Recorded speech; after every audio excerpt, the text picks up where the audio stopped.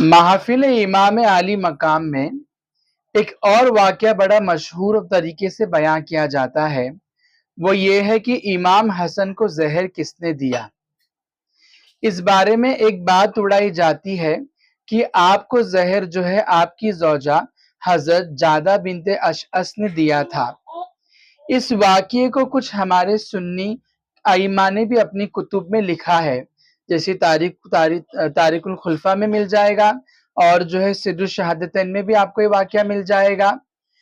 पर अगर आप सिद्दुश शहादतैन उठा करके देखें तो पेज नंबर 52 जहाँ पे खातिमुल मुहद्दिसीन हुजूर मुहद्दिस अब्दुल अजीज दहलवी अलैहि रहमा ने ये वाक़या लिखा है, वहीं एक पेज पलटा करके जब आप पेज 54 पर आएंगे तो आप देखेंगे कि वहां पे ये बात भी लिखी हुई है कि इमाम हसन ने जो है अपने कातिल का नाम नहीं बताया है, जिसने जहर दिया उसका नाम नहीं बताया। तब ये क्या बात हुई कि एक पेज पे तो ये है कि हज़रत जादा ने दिया, एक पे कि इमाम हसन ने नाम नहीं बताया।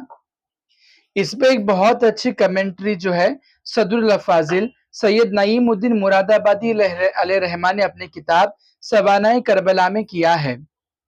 आप अगर इस वाक़ये को देखें तो इसमें ये आता है कि हज़रत जादा से जो यजीद ने जो है आपको ये प्रॉमिस किया था कि अगर वो इमाम हसन को जहर दे दे तो इसके एवज में वो जो है आपसे निकाह करेगा। जब आपने ऐसा कर लिया और उसे इत्तिला कर दिया कि मैंने मेरा काम पूरा कर दिया, अब तू तेरा वादा पूरा कर, तो यजीद उनसे कहता है कि अरे जो इमाम हसन की निकाह में नहीं रही वो हमारी निकाह में क्या रहेगी करके। अब बहरहाल इस वाक़ये को जो है बिना किसी सरोपा और दलील के जो है किताबों में नकल कर लिया गया है। आप देखेंगे हज़रत जादा को ऐसी क्या ज़रूरत पेश आएगी कि वो यजीद से जो है निकाह करने चलेंगी। सूरत, सीरत, माल, अखलाक हर चीज़ में जो है इमाम हसन आगे है। कंपैरिजन तक भी नहीं किया जा सकता यजीद से। अगर कोई ये बोले कि नहीं माल के लिए गई थी, तो इमाम हसन के बारे में ये बातें आती है किताबों में कि आप जो है जब निकाह करते थे और आपने बहुत सारे निकाह किए, इस पे बहुत सारी अलग-अलग जो है बातें लिखी हुई है कि कितने निकाह किए, पर जब आप तलाक देते तो इतना माल देते कि उस सामने वाली जो है आपकी वो जो पहले आपकी जौजियत में रहती थी, उनको जो है वो सफिशिएंट हो जाता था। इतना माल आप देते थे। और आपके बारे में ये भी आता है कि कुछ मर्तबा आपने अपना कुल माल राह खुदा में खर्च कर दिया और कुछ मर्तबा आधा माल जो है ये राह खुदा में आपने खर्च कर दिया। तो हज़रत जादा को तो ऐसी कोई ज़रूरत नहीं पेश आएगी कि वो जो है इतना बड़ा गुनाह अपने सर पे मोल लेंगी। अब इसी किताब में जो है ये वाक़या भी है कि अगर आप इसको जो है अच्छे से देखेंगे तो वो ये है कि जब आपको ज़हर दिया गया, ऐसे तो बहरहाल आपको ज़हर और मर्तबा भी दिया गया था, पर तीसरी बात जो है आपको बड़ा सख्त ज़हर दिया गया था, जिसकी वजह से आप जो है शहादत का जाम नोश फरमाते हैं।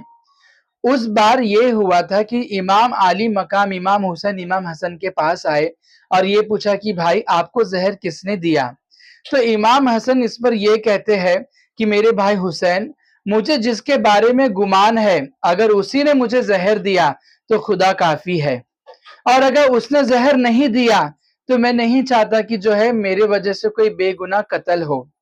इसी वाक़ये से पता चलता है कि इमाम हसन ने ना नाम बताया, ना इमाम हुसैन को पता, ना तो किताबों में ऐसा कुछ बात पता चलता है कि नहीं बाद में कोई पकड़ा गया था, इस पे जो है केस हुआ, बाकायदा सुनवाई हुई, ऐसी कोई बात नहीं आती।